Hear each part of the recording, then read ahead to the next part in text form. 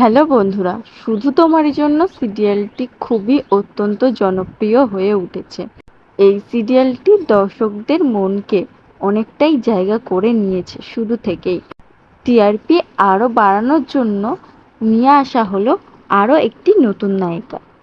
এবার নীরার সাথে রাহুলকে দেখে কষ্ট পেল রাহি। তো হ্যাঁ বন্ধুরা, শুধু তোমারই জন্য সিরিয়ালের আগামী পর্বগুলোতে এমনটাই হতে চলেছে।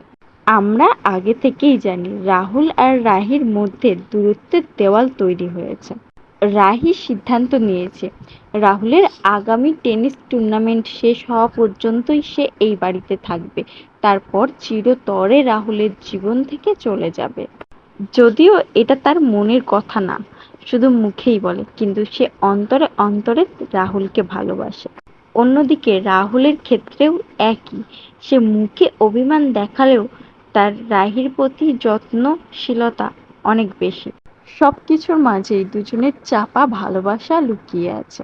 কিন্তু তাদের এই নতুন সম্পর্কের মাঝেই ঝড় হয়ে চলে আসলো রাহুলের বান্ধবী মীরা। মীরার ফিরে আসার একটাই লক্ষ্য, সে রাহুলকে আবারও নিজের করে পাওয়া এবং রাহুলের জীবন থেকে রাহিকে চিরতরে সরিয়ে দেওয়া।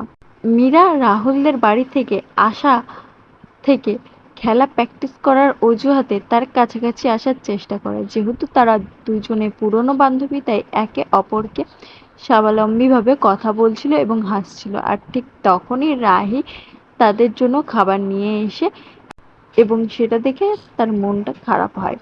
মীরা রাহুলের কাছাকাছি আসার চেষ্টা করে। এই সব দেখে রাহির মনে যে চাপা কষ্ট, রাহির মনে শুধু একটা প্রশ্নই ঘুরপাক খেতে থাকে, রাহুল কি আবারও মীরাকে কাছাকাছি টেনে নেবে?